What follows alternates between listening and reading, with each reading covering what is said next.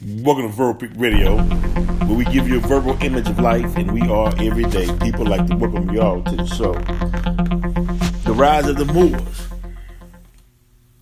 Now, the rise of the Moors is actually a mentality, but it's actually the rise of indigenous people, i.e. black people altogether, meaning the rise into knowledge and consciousness of who you are, where you derived from, your ancestors, your destiny, and who you are going to, or how you are going to represent yourself in the future.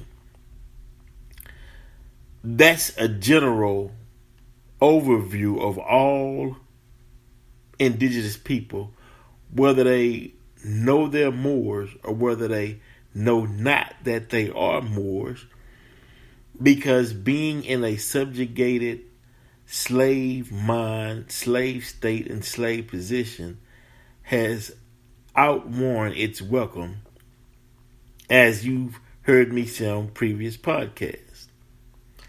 This is a new mind.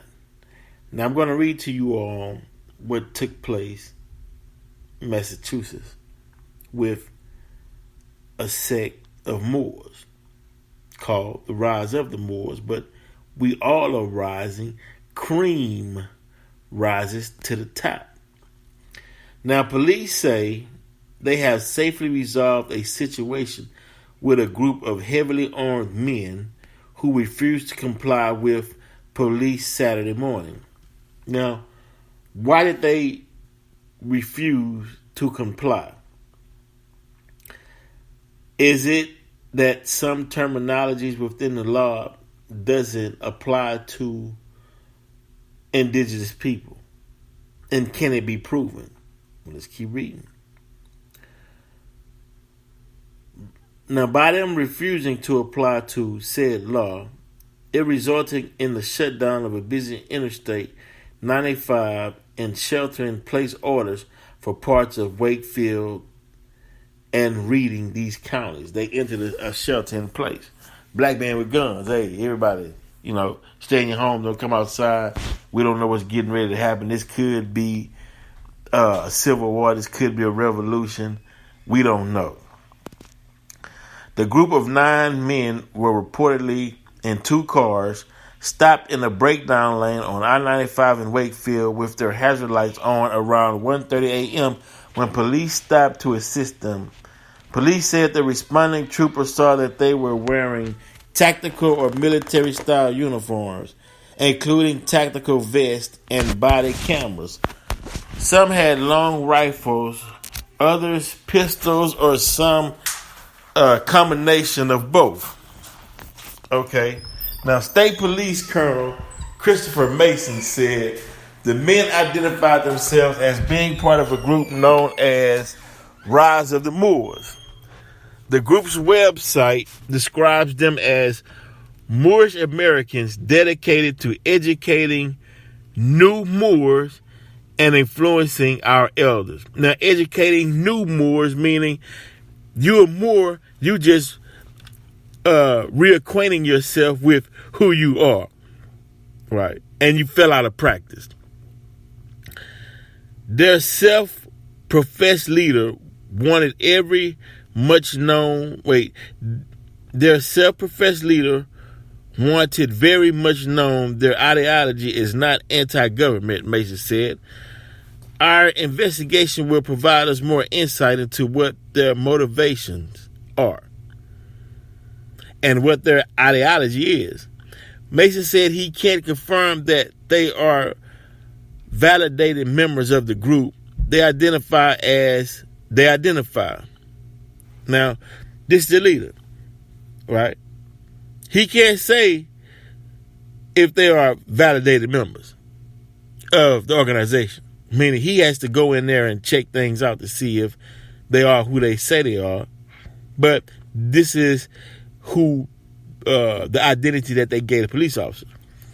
He said police are also aware of what the group promoting on social media sites, but didn't elaborate on what that was. Right? Because now we have something, right? this is what we have.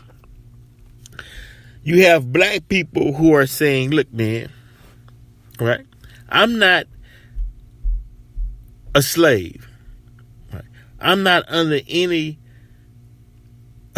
ideology that the colonizer, i.e. slave master, put me under and say that this is who I am, this is how I must act, talk, walk, think, say, and do. They're saying, no, we're going to manifest destiny. I'm going to take control of my own directions, right? According to the Southern Poverty Law Center's website, the Moorish Sovereign Citizens Movement is a collection of independent organizations and lone individuals that emerged in the early 1990s as an offshoot of the anti-government sovereign citizens movement. Now, when you say I'm sovereign, why is that anti-government? And as the Native Americans who govern themselves is not anti-government. We gotta look into that. Which believes that individual citizens hold sovereignty over and are independent of the authority of federal and state government. It is not clear if Rise of the Moors is specifically affiliated with that movement. Mason said he did not have any knowledge of this group prior to Saturday, but said it is not unusual for state police to encounter people with sovereign ideologies. I'm not saying, see, this is a movement, y'all, before I finish reading. People are saying, hey, you know what, man, look, I'm not taking things. I want, while I have life and breath left on this planet, I want to enjoy total and complete freedom. And if I have to go back to treaties that was established between my ancestors, i.e. the Moors, and Morocco with the United States, Peace and Friendship Treaty, Sundry Act, then let's put that back on the table and we'll deal from there. Continue reading. I'm not saying that this group does, but we have had those in college before in the past. We train to those encounters. Listen, they've had encounters with indigenous people who's reading their rights saying, look, this is my land. My ancestors owned this land. We didn't forfeit this land to you, so we want to conduct and carry ourselves up under the treaties and traditions that we already established prior to Columbus coming to America, right? Now, the state is saying, state troopers are saying, well, yeah, well, we encountered these people before, and now we train on how to deal with them. Now we got dialogue.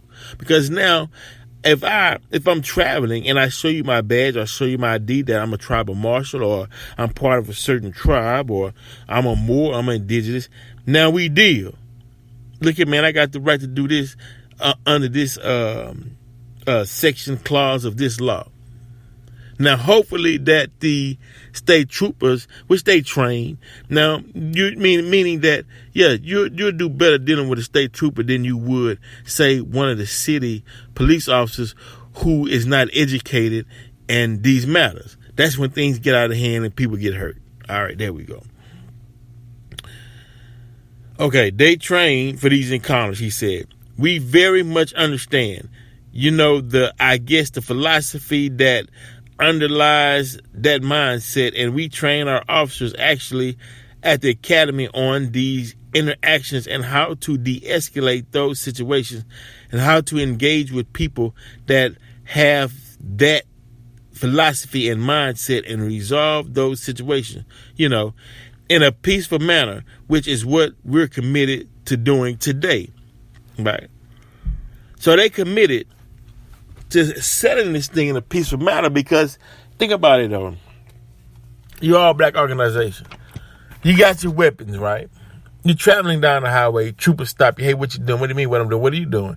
Let me see your ID. Okay, here's my ID, but can I see your badge number and your ID? We dialoguing because I'm not going to feel like I'm a stranger on my own land, right? If anything, they're saying, hey, We've been here longer than you. Actually, you're a stranger in our lands, and we're treating you with courtesy. But don't get the big head and think you're going to push us around on our own land. That's the mindset. So let's sit down as diplomats. Let's sit down as peaceful, civilized human beings, and let's see if we can come to an agreement. But I will stand my ground. I'm not moving. I know you're not moving. Do we really want to get to that and fight on who has the biggest ego and saying, well, I must rule over you because I'm the Caucasian and you must be my subject? And it's time out for that. Now, I do agree that you do have some black people who still carries on that slave mentality and will give a white person authority over them strictly because they're white. And it makes some white people think that all black people has this mindset. And then they get caught up when they run across black people who doesn't have that mindset. So that's why the officers, y'all need to, and black people, you need to identify yourself so people can know who you're dealing with. Say, I know I'm a Moor. No, I'm an indigenous. No, I'm a this, and that way we can deal accordingly. Right? That and those who don't know, come, give an organization, study, and learn who you are. If not, you'll give a wrong response to a simple situation that will escalate to someone getting hurt, maimed, or killed. We'll keep you more informed on situations such as these right here on Verbal Freak Radio, and we're out.